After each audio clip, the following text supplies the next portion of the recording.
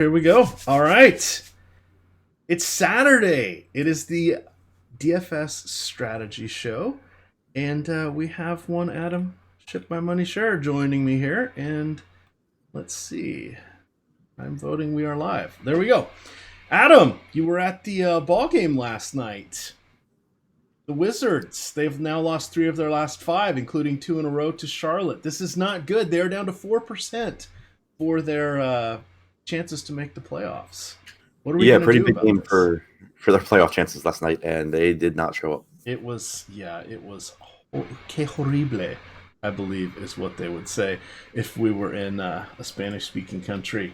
Just a mess. And then Hernan Gomez did not play. That was a bit of a surprise. You had Bradley Beal look amazing, especially when he took out Tomas Satoransky, who now may be in the concussion protocol, who's listed as doubtful. We're going to be talking some Chase on Randall and what not to do with him. We've got Troy Brown Jr. We've got all sorts of goodness here, Adam. Any thoughts about last night's game, about any sweeps, anything like that hurt you? That you want to I don't even know what you're referring to, so no, I don't. Oh, okay. All right. Well, brooms are out. Brooms are out. I'm getting to the last thing. Nah, I did up the whole ticker, but now it's not coming in on this, so I'll have to figure that out. But Tom, if you're watching, I made Adam wait while I filled it out. It's just not running across the screen, so we'll have to see what's going on. But let's hit all channel and say live now, and let's get going here, Adam. We have projections are up, we've got ownership up, we've got a free article in front of the homepage here for cash building blocks that's put up there. We've got good chalk, bad chalk, multiple games to target today, Adam. This should be a good one, but let's get it kicked off here. Let's start with the Memphis Grizzlies coming into Washington. Washington is on the back-to-back, as we mentioned. They lost last night, lost 3 of their last 5. They have a 3-point favorite margin at this time. That's a 224 over-under, and Tomas Satoransky is likely to be out. Let's start off here with the Wizards first. Talk to me about Bradley Beal. He is lining up to potentially be the 6th guard on the 3rd All-NBA team. So there's 3 All-NBA teams, 2 guards, 2 forwards. I don't know if they still do center, if they just do front court. But he's lining up to make it. It could make him a secondary max contract player for the Wizards. He's been phenomenal. He is in rare air. There are 3 guards right now, Westbrook, Harden, and him, that are averaging 25, 5, and 5. It's been amazing. What do you got here for this game? Yeah, I mean, he's obviously been really good, and without Satoransky, from a DFS standpoint, he becomes even better because you essentially get him playing point guard. He's played 403 minutes since the start of 2019 without Satoransky on the floor, 31.7% usage rate, 33.2% assist percentage. He's averaging about 51 DraftKings points per 36 minutes. Obviously, a difficult matchup against Memphis in terms of pace, in terms of Memphis being a good team defensively. But you have Beal, who really has been matchup proof anyway, and now he's in a more productive spot without Satoransky. So definitely like Beal quite a bit. Now, moving off to the wings here, we have a plethora, as always, which should be interesting because I'm not. Center is going to be a mess for the Wizards because they're going to have to deal both with Joakim Noah and Jonas Valanciunas. So I'm guessing it's going to be Thomas Bryant in there. The Wizards are probably just going to end up going small. I don't know how much Jan Mahimny will see, but birthday boy Jabari Parker had a nice game last night. Bobby Portis mired in a slump. Jeff Green got hot there in the 4th quarter as the Wizards secondary crew mounted a mini comeback there. Ultimately to lose. What do you think about any of the wings or front court players for the Wizards going against a tougher matchup? Bit of a slog going against Memphis. Yeah, I mean, kind of what we talk about every day at this point, where it's a bunch of interchangeable players. I think you do see more minutes available for Parker, for Troy Brown, who becomes actually a pretty interesting value play. He's been greater than a point per minute player when he gets the opportunity, and I expect that again we'll see a lot of Beal running point, and you'll see more of these wings getting minutes over Chase and Randall. So I think that Jabari Parker is probably the most interesting. I think that there's a chance you see extra minutes for Thomas Bryant because of how big Memphis is. That's not something that is necessarily a lock to happen, but it's more likely to happen. I think that at 4,100, Bryant is a pretty high upside play, just a low floor play. So again, interchangeable pieces. Don't play Bryant and Portis together. Troy Brown, I think, plays low 20s in minutes. Okay. And one of the other guys that's going to come up here, and chat's asking, YouTube chat is asking, what's going on? Do we really know that Satoransky's out? No, he's listed as doubtful or questionable. Depends on the site that you're on, but he did not play after he took a hard spill, getting kind of was a hip-to-hip midsection or however they hit against Jabari Parker, or not Jabari, Beal. It's out there on Twitter. So you can see the little clip of it. It was a little bit scary. I figured it would be kind of more of like, think of it like a car accident, a little bit of a whiplash syndrome, something along those lines was kind of what I likened it to. And we'll have to see. He could be in the concussion protocol, maybe not. I don't know. We don't know just yet, but I don't think he's going to play tonight. The 2 games that Chasson Randall has started for Tomas Satoransky, he was a 4-year starter at Stanford, was outstanding, but he's on his 3rd or 4th NBA team. He played in 16 and 17. He didn't play last year, and now he's with the Wizards this year. He's not exciting, so I don't really want to go to him. The only good game I remember seeing from Randall is I think it was in Chicago, and he's from Illinois somewhere, and he knocked down a couple threes. I think that was it. Brown, on the other hand, first-round draft pick, 15th selection overall for the Wizards. He was a one-and-done guy, but a little bit of upside. I think he's only 19 or 20, so he's still pretty young. We might see 20 minutes from him today, so that I think would be the way I would go. But these guys are dicey. There's so many other veterans and other guys, and the Wizards are just playing so undermanned from the backcourt. I think Beal's going to play 43 minutes if he can. Yeah, I mean, Beal basically has to play huge minutes here. Yeah, so over on the Memphis side, now this is kind of fun. So let me get my notes up here. We've got an intriguing one here, and I really, really, really like Mike Conley. So the Memphis is, let's see, they last played on Wednesday. They don't play until the upcoming Wednesday. So this is a nice spot. Now, Conley's not particularly at a discount, but he's in my cash game building blocks article because at 7,900 on DK, 8,900 on FanDuel, and 3,400 on Yahoo, I would be surprised if he doesn't get 40 fantasy points. He's just 6% right now on DK, 8% on FanDuel. He's somebody that I really, really like. CJ Miles, I think, is an intriguing punt option here. He made 8 3-pointers in his last game. We're not going to see that again because in the 5 games prior to that, he made 9 total. But we could see him take, he's going to take 6 or 7 of them today against the Wizards. That's nice. 3,700 on DK, 44 on FanDuel, and 11 on Yahoo. And how many people remember he's playing for Memphis at this point and not, isn't he with the Pacers? Didn't he play for Toronto? Yeah, I think people are going to forget about him. So he's someone I like. I'm not really a fan of Avery Bradley at this point. His price has come up. The shooting touch has disappeared once again. But what do you like here from the backcourt of Memphis? I'm with you on Conley. I like the spot for him. I like that they haven't, like you said, they haven't played since Wednesday, and they don't play anytime soon after today. So I would expect around 34 minutes from him in a pretty favorable matchup against Washington. Valanciunas is an interesting tournament play. He really let people down against Atlanta. He wasn't that popular there either, but he has all kinds of upside, obviously, if he were to get 25, 26 minutes in the spot. Joakim Noah is playing so well that those minutes are far from a guarantee. It's kind of like the Hassan Whiteside Bam Adebayo situation for most of the season. But, Valanciunas is a guy that can give you, 40 to 50 fantasy points if he gets the minutes. So in tournaments, I think he's a pretty appealing option. I don't think you would need to go there in cash games. I think there's just too much risk. Beyond that, though, you do finally have price tags coming up on guys like Bradley, like DeLon Wright, that make them not as appealing as they have been. I'm with you on CJ Miles. It's a nice spot. Washington can't defend at all, but can't defend the 3-point line. He should get plenty of open looks, should play around 26 minutes. 3,700 on DraftKings. He's a perfectly viable value option. Is there anything else from this game that you would be intrigued by at all?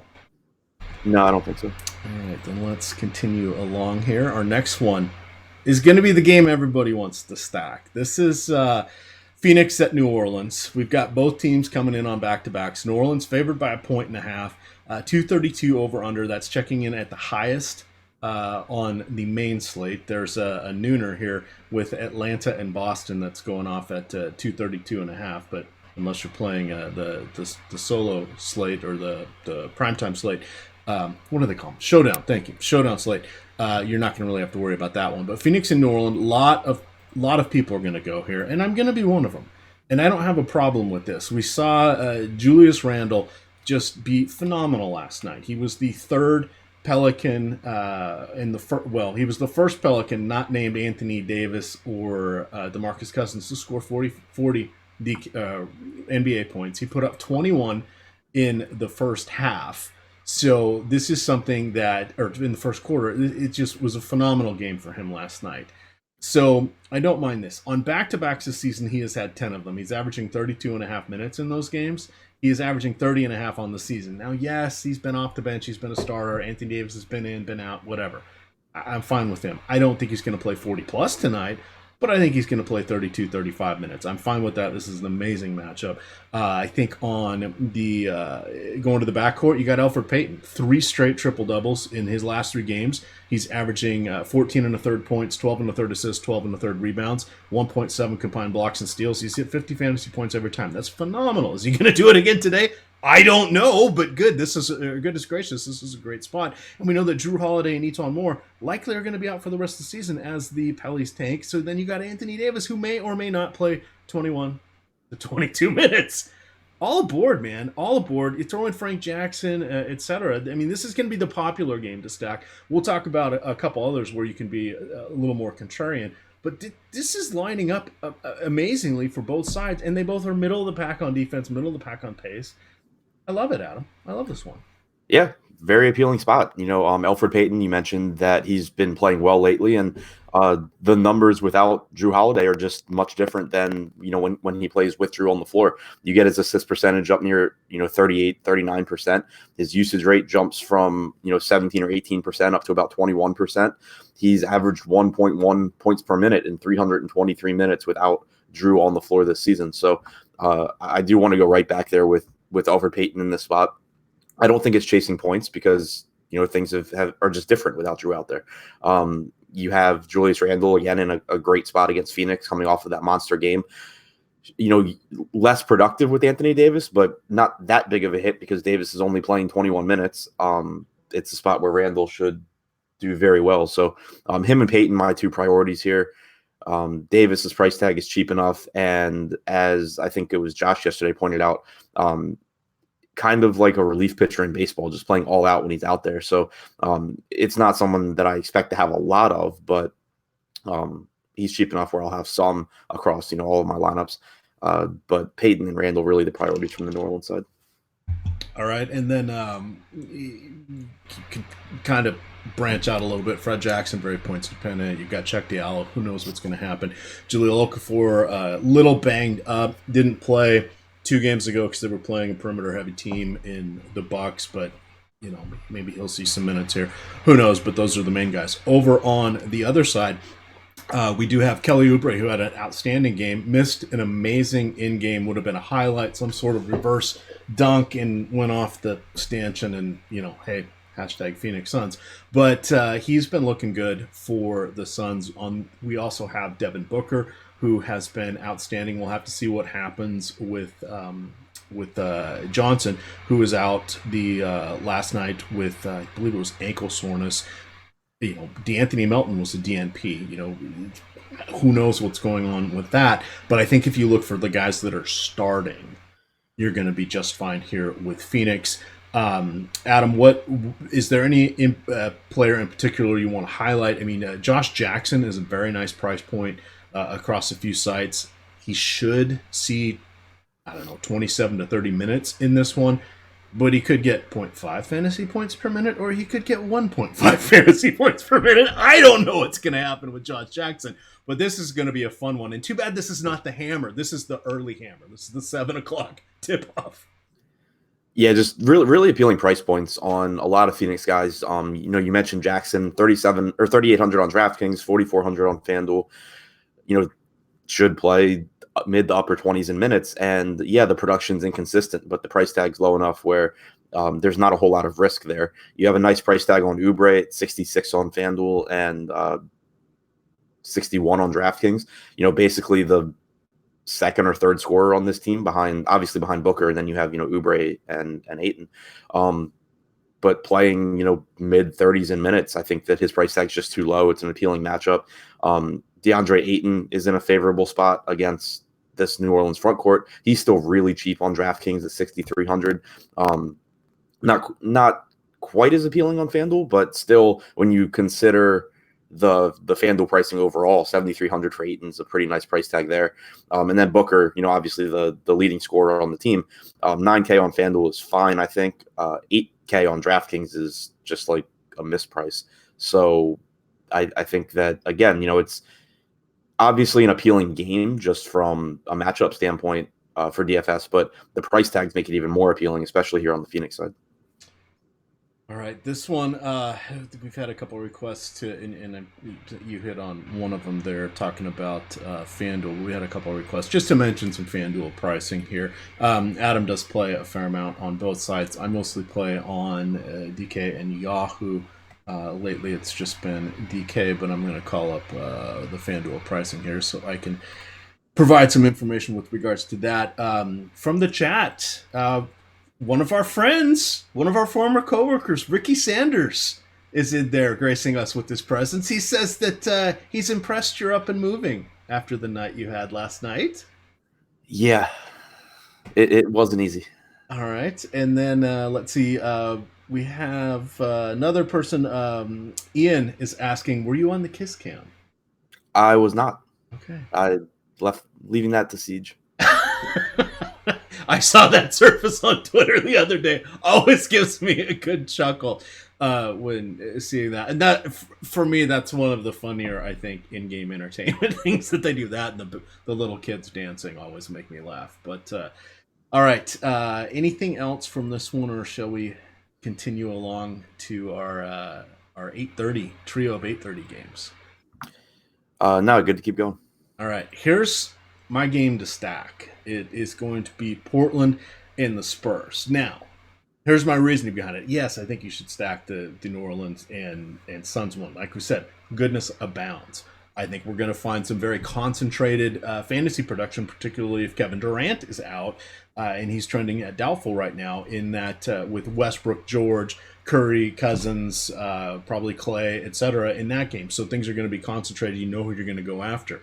Here's the one I think that's going to be a little bit forgotten. It's Portland at San Antonio. Both these teams are on a back-to-back. They both won last night. They're both coming in with 7-3 records over their last 10. You have San Antonio favored by 2, and they're coming in with the fourth and fifth best team projected total at 113 and 111, with the Spurs getting the slight nod there as the home favorites by a bucket. This one, I think. So the question mark we have is what's up with Rudy Gay. So he missed a week, but he was sick for basically the one game that they really had. And last night he played, and then had I think he played like 17 minutes. Came off the bench. They said they were going to monitor his minutes. He was very effective. It was the Knicks. We'll have to see what he's going to play. I suspect he will play because this game is very, very important for the standings. So this is the final stop of Portland's 5-day, 3-game road trip. And then they don't play again until Monday. And San Antonio also does not play again until Monday. So I don't think there's going to be any shenanigans, nobody sitting, nobody taking a break, because Portland is just half a game ahead of OKC for that final home court playoff spot. And then the Spurs, while they're in the 6th seed, Adam, they're half a game out of being in the 8th seed. They don't want the 8th seed. They don't want the 7th seed. They'd really like the 6th seed. And they're a game and a half or 2 games behind getting home court advantage still. So this is a very tight Western Conference playoff race. So I think that means we're going to see the key guys. Top choices, of course, Lillard, Nurkic, Aldridge, DeRozan, McCollum, White. You guys already know that. Scrubs, I don't know. We'll have to see. But Adam, let's start off here with the Trailblazers. They're on the road. They're finishing up their road trip. We've got Lillard. We've got McCollum. Solid spots here because, frankly, Spurs. We thought Pop had figured out the smoke and mirrors with the defense. Not so much. And then you got Nurkic. I don't know who the hell's going to guard him. But talk to me a little bit about the Trailblazers. Yeah, I think you're a little higher on this, or a lot higher on this game than I am. I do agree with you that people won't be here, but from an individual player standpoint, it's just a lot of guys that I think are fine, but there's just better options. Like Lillard at 88, Lillard at 8,800.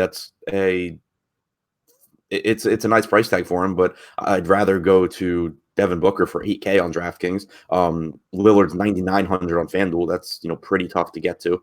Nurkic's price tag I like, particularly on DraftKings at 7,300, but still you have Ayton for $1,000 less there.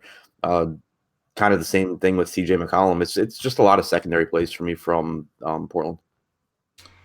All right, and for me, this is coming as the contrarian one. This is I think I can figure out where it's going to happen and mix and match, and that's where I want to go with this one because I just think so many other players are going to be on those, or gamers are going to be on those other two games, as they should. But we've seen stuff happen, things go sideways.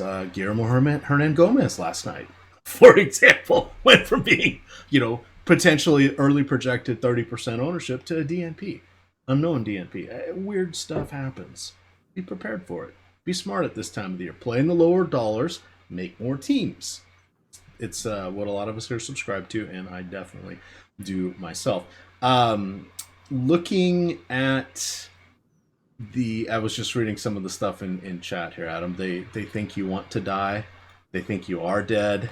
Your eyes have that glassy 1,000-yard stare. I think I actually see a vision of you perched above you off screen where people can't see it because I think you're having an out-of-body experience looking down at you saying, what the hell am I even saying today? So this is a fun one. This is a good one. I had a few people message me and ask me, was I going to be, how was I going to help carry Adam? Well, my wife and I split a Guinness last night. That was our big night. Tonight, we have a few more Guinness that we will have for dinner in honor of St. Patrick's Day. But yeah, I'm on soda number 3, so I'm carrying Adam for this one. But don't worry, this is show 200 and whatever of the season. Just off rote memory, he's got you guys covered. You don't have to worry about that. Spurs, Adam, LaMarcus Aldridge, Nurkic doing battle in the post. You've got Jakob Poeltl, who was solid last night, should continue to be solid here because, frankly, with Enes Kanter, with Mahinmi, with Al-Farouq Aminu, with Layman, etc., they're going to need Poeltl out there for some backup minutes here. You've got a cheapie in Marco Bellinelli, who's had a few moments. What else do you like as we spread away from the key all-stars in this game? Yeah, more secondary plays for me. Poeltl is okay at 4,400. Aldridge, DeRozan are okay, but just nothing that I'm prioritizing here. All right. I just think that like Aldridge is good, but I'd rather play Julius Randle in his spot. DeRozan is fine, but I'd rather play Devin Booker. It's just guys that'll be sprinkled in the lineups, but they're not like core pieces for me. All right. A little follow-up question here. While you're getting a break here for a sec, I'll mention it. They're asking about CJ Miles. This is Mike. I mentioned him a little bit in the article. We did kind of cover him. I think he's a nice cheapie. I think he'll take some threes. The Wizards do not guard threes very well. That's where I'm intrigued by him. Could he go 1 for 7 from 3 and have an 11 fantasy point game? Yeah, you betcha. That outlier game, his last game where I forget what he had, like 37 fantasy points or 41, whatever it was. High watermark. We're not going to see that again. But at his price, he gets half that, not going to kill you in cash games. I think we can find better tournament upside, but I like him as kind of a cash game guy who's going to get his minutes and is going to take his shots. Now it's up to him to make them, but I think the potential and the opportunity are there. Moving along to our second 8 o'clock game or 8:30 game here. This is the ABC featured game of the night. It is the Golden State Warriors taking on the Oklahoma City Thunder in Oklahoma City. We do not have a line on this game. Kevin Durant is still listed as doubtful. And no, I'm just seeing, I don't see any other injury designations from this game. So everybody should be relatively good to go. This is a battle of titans in this one, and I like this game, Adam. I really like DeMarcus Cousins. I think if you're playing over there on draft, you can get him with your or your fourth center pick in the eight mans, and I think it's a way to wait on him a little bit. Also, I just wanted to call out that center we have a lot of options once again here. So let's start off with DeMarcus Cousins, Adam. He's playing more minutes, tougher matchup against Steven Adams, but and he hasn't faced Adams since the 2017 season. But I'm going off memory here. I want to say like the last 4 or 5 times he's faced him, he only once has he been below 40 fantasy points. Now, different team, different Cousins, Achilles, all that stuff. But how do you like him tonight, particularly without Durant, where they're going to need a secondary or tertiary score with Thompson and Curry handling the load? Yeah, I mean, almost 32 minutes against Houston was good to see from Cousins. It can make us, project his minutes with a bit more confidence here. Really appealing $7,600 price tag on DraftKings. Pulling up FanDuel pricing now, but 8,800 there. It's okay, but I don't think quite as appealing as the $7,600 tag. He's played about 230 minutes without Curry on the floor this season, and he's averaged 1.4 points per minute, 34.4% usage rate. Obviously not. And sorry, I said Curry, I meant Durant. Obviously not all of those minutes were with the starting unit. A lot of those minutes come because he has his minutes staggered and plays the beginning of the second quarter and the fourth quarter. But just a really high usage guy, obviously contributes assists and rebounds as well. So really a lot to like for Cousins. I'm not really concerned about the matchup with Adams because I think that's made up for by the pace of this game. So I really like Cousins. I think that Curry continues to be a really good play. Cheap enough price tag on him. He is obviously hurt by, or he doesn't get as much usage when he's on the floor with Cousins, but the ramping out is still beneficial for him. Looking at the rotation from the game against Houston, they did stagger his minutes with Cousins, which is what I expected and what I was hoping to see. He disappointed overall in that game, but he actually was doing well outside of the fourth quarter. He basically did nothing. I expect I expect a big game out of him here. So Cousins is my favorite play from Golden State, and then Curry's my favorite play, and then Cousins behind him, followed by Clay. All right. Outside of those three, I'm not really seeing anybody I would like from the Warriors. So this is where, again, I'm kind of saying this game is really concentrated in about six guys for me, 3 on each side. Is there any secondary plays here for the Dubs that you're interested by? Draymond does a secondary play. The minute should be there. He is Draymond. You know what you're getting. He's not a high usage guy. He doesn't need to be. He's rebounds, assists, defensive stats. He's cheap enough to where I think that he's perfectly fine. I just prefer Cousins, Curry, and Thompson for the upside. Okay. On the other side here, we've got Russell Westbrook, who is amazing. We have Paul George, who has seemingly started shooting a little bit better. Is he back? I don't know. Was he gone, or did he lose his shooting touch? Because sometimes players do. Was it related a little bit to his shoulder injury? Who knows? But seems to be doing much better after 5 or 6 games where he was shooting about 35% in each of those games. He's had 2 nice ones. Then we've got Steven Adams. Not quite of a fan for me tonight for Adams. My third play for this one would probably be Jeremy Grant. I don't really like Dennis Schroeder. We've just not seen his upside, Adam. He's getting minutes, but he's just not doing much with them at all. Much better basketball player than, well, let's not even give him that credit. Yeah, it's like, no. Yeah, let's not even go there. He's not enticing whatsoever for fantasy points at this stage, and I really don't like him in this matchup either.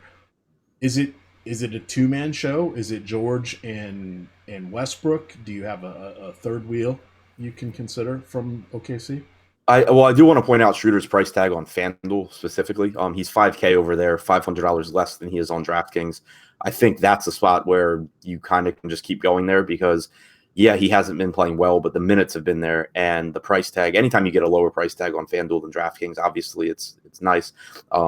And so yeah, Schroeder over there is just kind of a price play, but beyond that, it's a two-man show with Westbrook and George, just like it pretty much always is. George still less than 10K on DraftKings. He is 10-2 on FanDuel, which, especially because you have to roster two small forwards, is a really appealing price tag. Good to see him, knocking down shots. I don't think we have to be as concerned about the shoulder as we thought we might have to be, if he was really playing through an injury for the rest of the year. But we've seen him with a 30+% usage rate since Billy Donovan started staggering their minutes. Even since the start of February, he's over 30%. So really like him. And then Westbrook, has really kind of flipped the switch and turned it on lately. Should obviously be up for this game. I think that 10-8 for him on DraftKings is a price tag he really should never be at, regardless of matchup. 11-7 on FanDuel is more appropriate, but still probably not that difficult to get there. Like I'd rather roster 11-7 Westbrook than $9,900 Lillard on FanDuel, for example.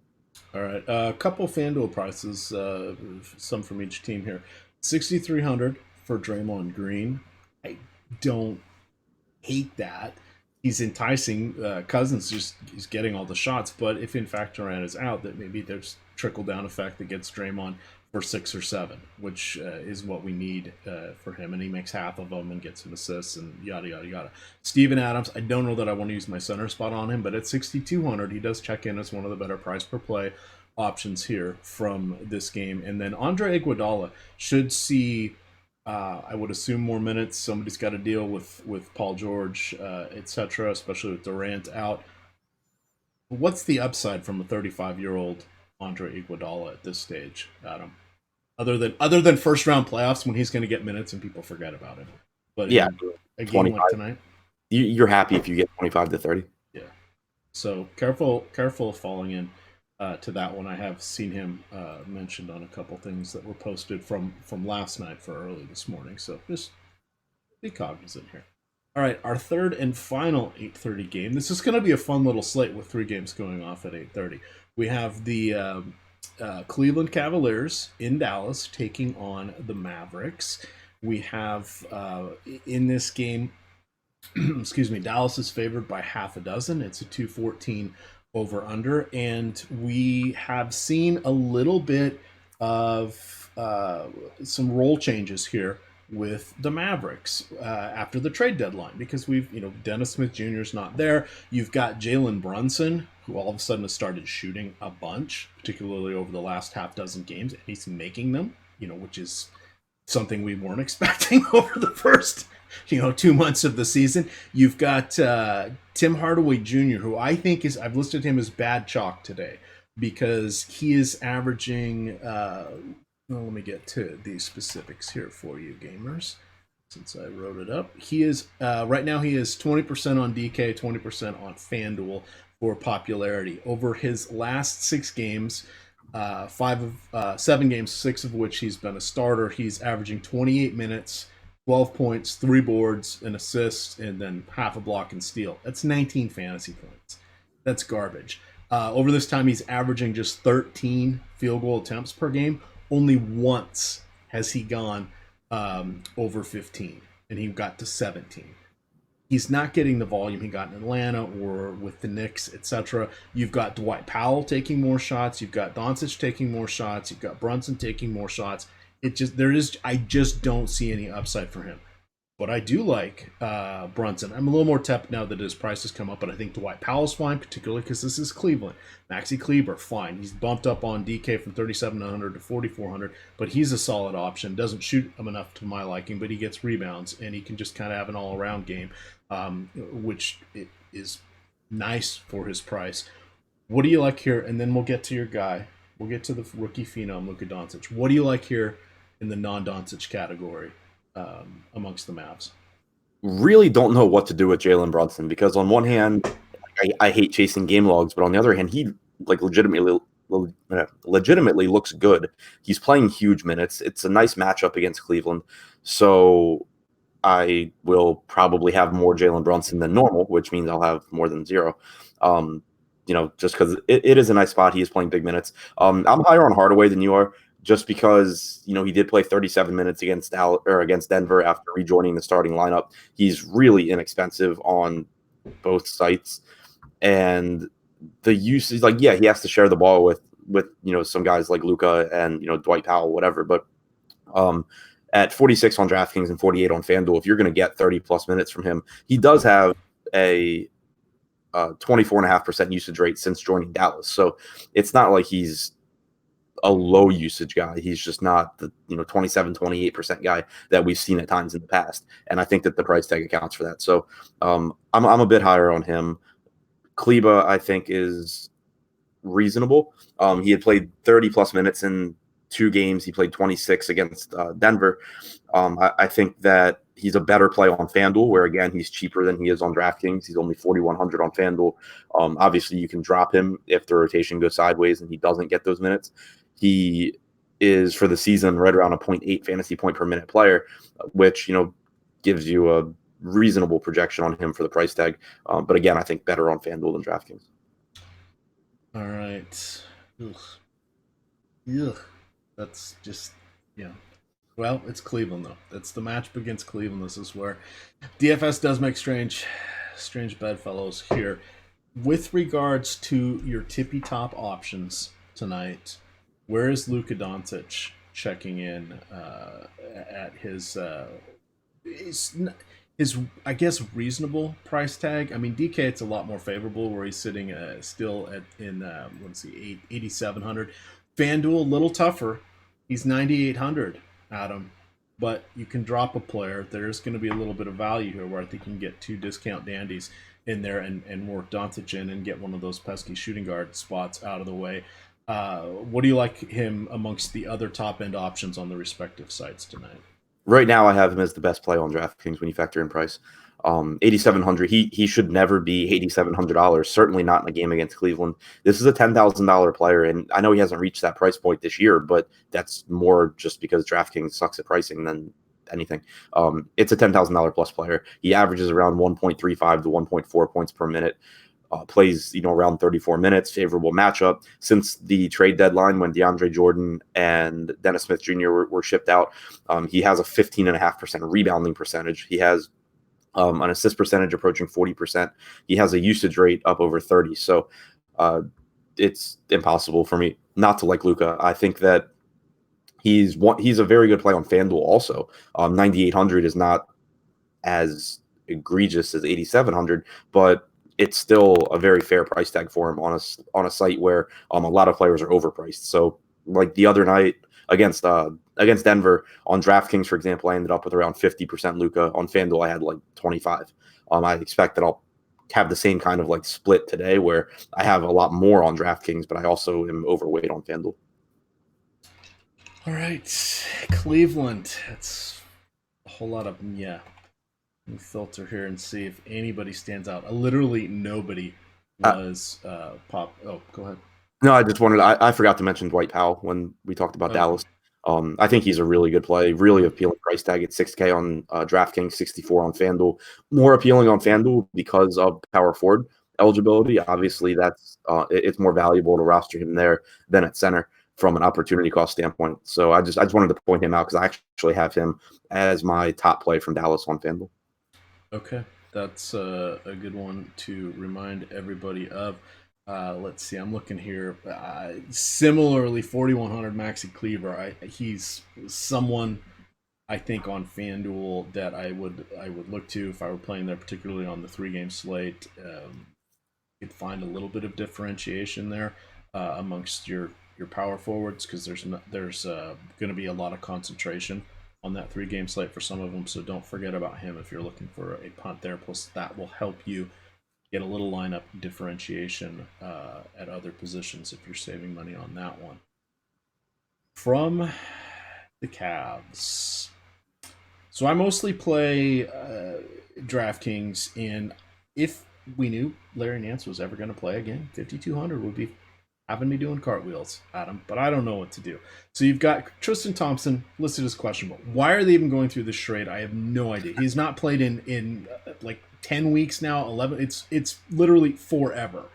just send him home if he's even with the team. Matthew Dellavedova, was he concussion protocol? I'm not sure if he's out of it yet. If he's still in, that gives, I'm going to actually say it, Brandon Knight at 3,700. Terrifying, but in play. Larry Nance, bruised sternum or something like that. I don't know if I have no idea what his return date is. I don't think Cleveland knows.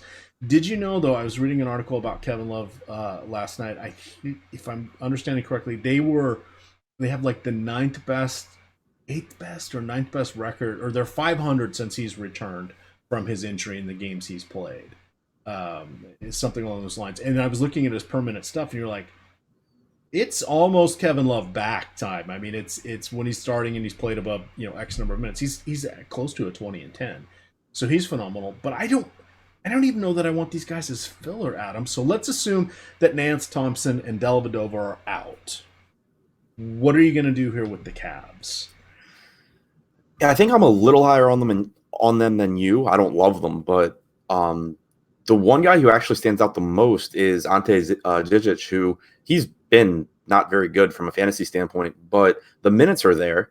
And when he's played alongside Kevin Love this season, he's still averaged like 0.85 fantasy points per minute. So it's not like he completely disappears. He's really cheap. He's 4,100 on DraftKings, 44 on FanDuel. And if last slate's any indication, people are not rostering him. So he's 0.8 points per minute alongside Love in 140 minutes this season. So he certainly takes a hit, but it's still at this price tag makes him a viable option. Kevin Love's price tag, I think it's worth pointing out on FanDuel. He had been overpriced for a while where he was at like 87, 8,600. He plummeted to 7,900 here, barely more expensive on FanDuel than DraftKings, right around a 1.4 fantasy point per minute player this season. So I think that's a really nice price tag for him. And then behind those two, you get secondary options for me in, Chetty and Sexton both playing huge minutes is appealing. They should get 35 to 36 minutes. Jordan Clarkson, 28 to 30 is okay. I would put him behind Chetty and Sexton. All right. That sounds good. We've got 2 more games to go.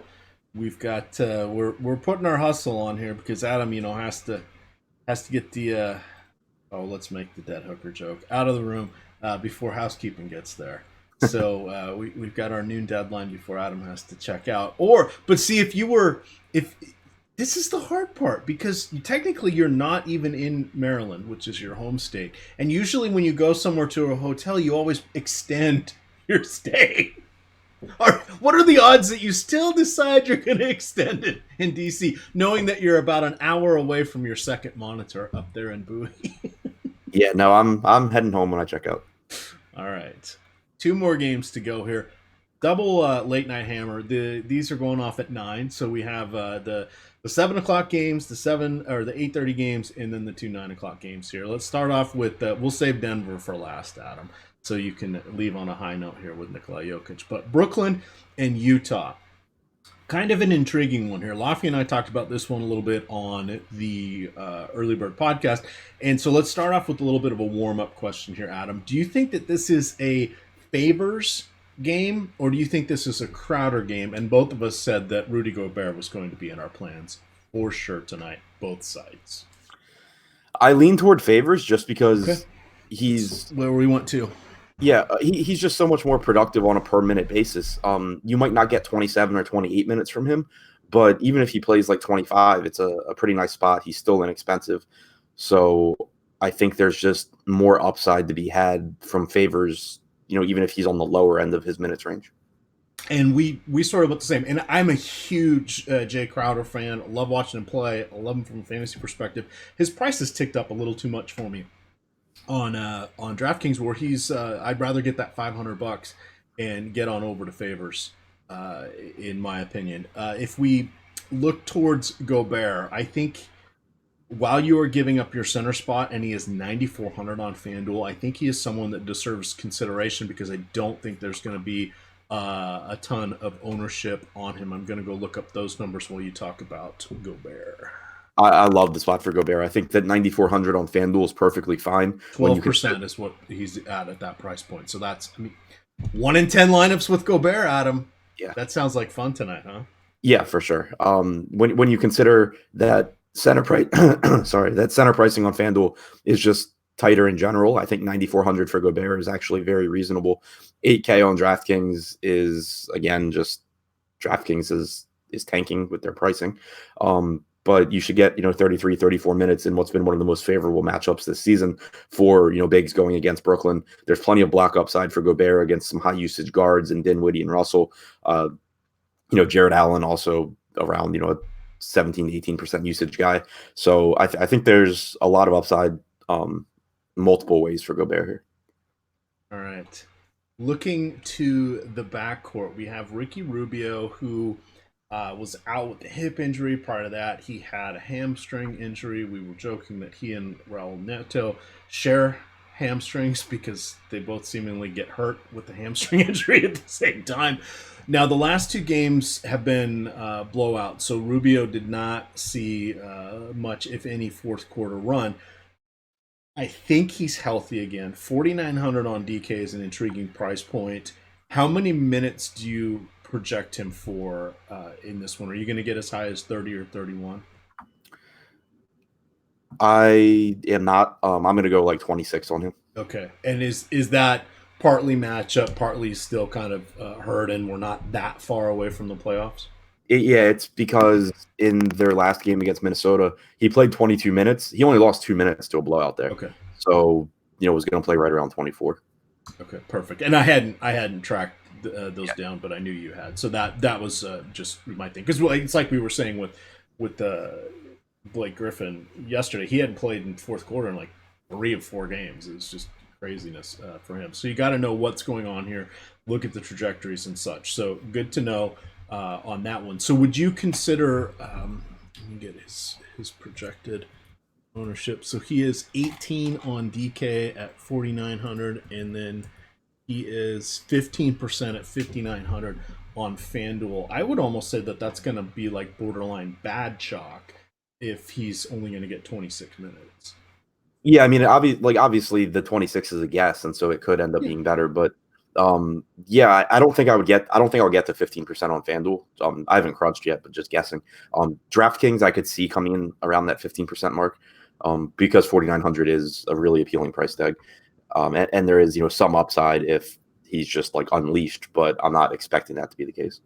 All right, Donovan Mitchell, I guess, is kind of the last consideration we have here. Never quite know what to do with him. This is an okay matchup. It's not going to make me do cartwheels, but where I've have rostered him is over there on draft. I've picked him up. You can kind of get him at the end of the second round if you're doing 8-man. So I like him there from a raw projection standpoint. I think it's great. Where we're looking at him from a salary cap perspective, Adam, things start to get a little bit tougher. He's 83 on DK, and then he is went to the wrong page here. I've lost him. Oh, there he is. 95 on FanDuel. That's why I lost him. He's just not even close to being in my filters. On FanDuel, that we're looking at, I don't know, about 4.3 fantasy points per 1,000. It's not very exciting. DK, all right. You get the half-point bonus for 3-pointers, etc. Maybe he gets there. He's a little cheaper. What are you going to do with Mitchell in this one? Because I think he's priced above what his median projection is at this stage. Yeah, I don't think I'm going to get to much. Certainly not on FanDuel. Like, I would just rather have my Mitchell be Luka Doncic for $300 more. And really the same thing on DraftKings. He's $300 more expensive than Booker. He's $400 less than Luka. When you start comparing across positions, there are guys in his price range that I like more. I think that he's correctly priced to overpriced, and there are a lot of underpriced guys, so I just don't really get there. All right, this one's for YouTube chat. They are saying, should we consider Neto in the late slate games? He's 3,100 on DK. He's played 13 and 11 minutes in the last 2 games. I would rather hit my thumb with a hammer. So I mean, I'm looking even with So Exum got hurt in the first half last game. In the second half, Neto still played six non-blowout minutes. You just had Mitchell pick up some point guard run, a little bit of point guard run as well. So I still don't think that you get like a ton of minutes from Neto here. Okay. Looking to the Nets, it sounds like everybody is healthy, which causes consternation because who knows where the minutes are going to go. Spencer Dinwiddie's price has been ticking up because he has been doing well, but we do know that Travion Graham, who's missed a few games in the last 2 weeks, is probable with his back injury. Shabazz Napier had a hamstring injury and then was out for personal reasons. He's probable. Damari Carroll, probable. Once again, Alan Crabb should be back. Let me see that. Oh, interesting. One side had him as probable, but now it says, when was this updated? Oh, still yesterday afternoon. It said for Alan Crabb, he will not play on Saturday and Sunday. He was doing better, blah, blah, blah. Knee had to get drained again on Wednesday night, so a bit of a setback. So, okay, Crabb's out, but everybody else is back. What are we going to do? Because I'm degenning this 2-game late slate. Because it's Saturday and I'm going to have some Guinness tonight. So I'm going to stay up and watch these games, Adam. What are we going to do here from the Nets? I got nothing. Oh, you're killing me. You're killing me, Smalls. The DraftKings pricing is a little bit more favorable. There's certainly plenty of upside for a $7,300 Russell. $4,900 Jared Allen's okay. But in the context of the slate, I mean, if you're playing the 2-game slate, then sure, Russell, Allen, take some shots on, Carroll, Harris, Kurucs, like rotating them through. But in the context of, the actual slate, there's nothing here that's very appealing to me. All right. Shout out to Anthony Mama bringing up the Embiid fiasco when I got my days confused and was drafting Embiid when he was ruled out on draft. Well played. Excellent memory there, Anthony. Excellent memory. Good one on that. I'm good with this game. I think we can get to the dessert, the cherry on top, Adam, here for our final one. We've got Indiana, not overly exciting. We've got Denver, which means Nikola Jokic. You've got a fun time here. The quote shortened bench because they need to allow Isaiah Thomas to save face. Shout out University of Washington. Stalwart there, but he is out of the picture. That means we've got some Monte Morris action. We've got Gary Harris in what has kind of turned into a lost season for him, but his price is down on a few of the sites. If his shot's going in, he can hook you up on that late slate. You've got Jamal Murray now that everybody's healthy, and Jokic and Plumlee are also secondary facilitators on the offense. I don't know what's going on with him. A lot of guys that are hard to trust.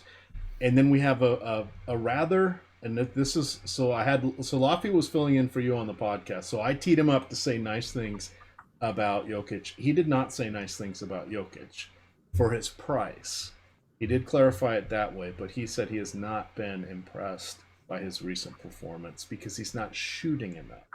What are your concerns or loves with regards to Jokic this evening? Yeah, I mean, I'm kind of in the same boat there. I don't like Jokic as much as I normally do because it's just not a very appealing matchup against Indiana, and this team is fully healthy now, which can take away, or does take away some of his usage, but also you probably see him start playing like 32 to 34 minutes again instead of 34 plus. He's played 168 minutes this season, 168 minutes this season alongside the other 4 starters, Millsap, Barton, Harris, and Murray. He's still averaged 1.5 fantasy points per minute. So I had this conversation on Twitter during the Denver-Dallas game. His usage rate alongside those guys comes down to 23.7%. So yeah, he does lose usage, and that's not great. And again, it's a relatively small sample, but still a 40% assist percentage, 17.5% rebounding percentage, and the per minute production's still been solid. So I'm not like writing off Jokic like he's not a really good fantasy player still. It's just that he's not quite as good as he was when some of these guys were out and he didn't have to share the ball quite as much. The thing for me is more so that it's just a tough matchup against Indiana, a slow-paced team, a good defensive team. The price tag is is kind of appealing, like 10K on FanDuel, 9,600 on DraftKings. But, again, you just have so many guys at cheaper price tags. Like I think Luka is a better play than Jokic if you're talking about, just top end guys. So, and you have Curry, you have Cousins, you have, that game. So it's just really tough for me to get to Jokic that much here. All right. Yeah. So I think Morris and a sprinkling of guys, if they just come in the lineups, if you're playing the 2-game slate, we're gonna have some decision points here, which is gonna make it kind of fun. I think things are gonna be diffused. There's not gonna be the herd will be strong in probably 2 or 3 spots instead of 5, which provides for some nice differentiation here. Adam, we were all fired up about, is there really Paul George revenge? They treated him like a king in Indiana. He got his money. They were going to pay him, and he said, I want to go over here. You know what revenge we forgot about? Sabonis going back against Golden State here. I said some less than flattering things about him recently, and he's one of my favorite players to watch. I've watched his dad play. He went to Gonzaga, yada, yada, yada.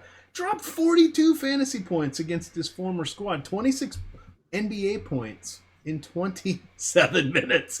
That's pretty impressive. Just the second time he's been over 20 points since the beginning of, or since mid-January. He missed a half dozen games due to injury there. Where are we now looking for projections for minutes with regards to the split with him and Turner, because we have such a large Denver front court with Millsap, with Plumlee, with Jokic? Are Sabonis and Turner potentially going to see some minutes together tonight? What are you doing here with the bigs from Indiana? Yeah, I expect them to play some alongside each other. I don't think you get another 27 or 28 minutes from Sabonis. I think that was just kind of an outlier based on how the game was going and how well Sabonis was playing. But I think that you probably get, 24 minutes from Sabonis. So I don't get a lot there. It does help that Denver will also play potentially some, Plumlee plus Jokic together. So, yeah, I'm comfortable with like 24, 25 minutes for Sabonis.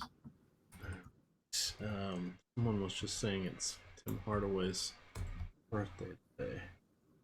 Not that's not going to change anything for me, but finally now this page is. Oh, it is. It is his birthday today. I'm still not playing him. Reggie Bullock, Joel Embiid, Blake Griffin, Tim Hardaway. Amongst notable players, Hardaway's the only one. Tony Douglas. Who is Tony Douglas? I don't even know. All right, done with that. What else can we do with this game, Adam? As you've got 7 minutes before that knock on the door, and someone's going to ask you if you need your pillow fluffed. Tommy Boy reference. Have you seen Tommy? Tell me you've seen Tommy Boy. I have, like, a long time ago. All right, chat, attack. Say bad I just said I have. You didn't. You say housekeeping. You want me fluff pillow? I don't remember. No, it's one of the iconic fat guy in a little coat. It doesn't hurt so much here or here, but right here. All right, you have not seen Tommy Boy. Who was in Tommy Boy? Farley and David Spade. Okay, one other actor. All I want. What? What was one other actor? Because those guys were in like 5 movies. I don't know. I don't remember the movie. All right. Okay, I'm now I'm sad. Tears, actual tears, coming down my cheeks. The rest of Indiana. What do you think here with Thaddeus Young? I'm actually going to play Thaddeus Young tonight.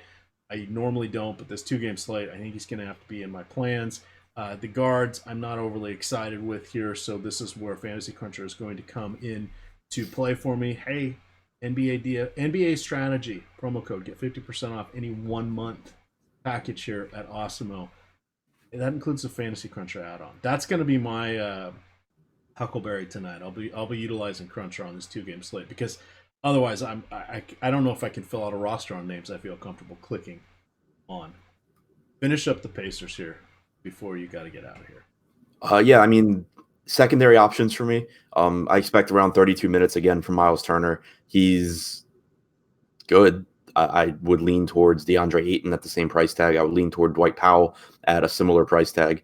Darren Collison played 38 minutes last game. I don't expect that to happen again, but I still think we see 32 to 34 at a reasonable price tag. He is someone that I expect I'll get some exposure to, but nothing crazy, just because across positions there are so many players in that price range that I like. Any Thad Young or Bogdanovich that I get is fine. But again, just nothing that stands out as a priority to me. There's just more appealing matchups on the slate, I think. All right. With that, we want to mention one other thing. Go over there to Osmo on Twitter. It is Osmo_COM. You can find the way that you and 2 of your friends can have a chance to earn 1 month free all access premium Osmo content. I'm going to just make it easy for you guys. Drop that little link there into the chat. It's going to tell you how you can win the contest. All you got to do is retweet, tag 2 friends, and mention what any game, any sporting event, present, past, future, that you want to go to and why. Osmo mentioned that he wanted to go to the Malice in the Palace, which I think is a brilliant one. I mentioned I wanted to see the Nationals this time, Adam. The Nationals and Mariners play Game 1 in the World Series, since those are the only 2 teams that I root for and the only 2 teams that have never made the World Series. Adam, what did you want to do? Go back in time and beat up somebody so they didn't interfere with the home run ball? Yeah, Jeffrey Mayer. There you go. So that's an easy way for you guys to get in there. Jump on in. We've got a free article on the homepage right now, Cash Building Blocks. Check that out. Adam's going to have the deep dive behind the paywall later. And then live before lock, you will get Fast Eddie Fair taking you down the home stretch. 7 gamers, so I'm guessing he'll probably start it. He must start 15 minutes early today, 5:45. We'll double check with him. But of course, if you subscribe and hit that little notification bell on the YouTube channel, you'll know when we go live with any of our content. With that, we are going to get on out of here. Adam's got to get out of the hotel room. I got to go have lunch because, I've been up since the crack of dawn. With that, gamers, good luck.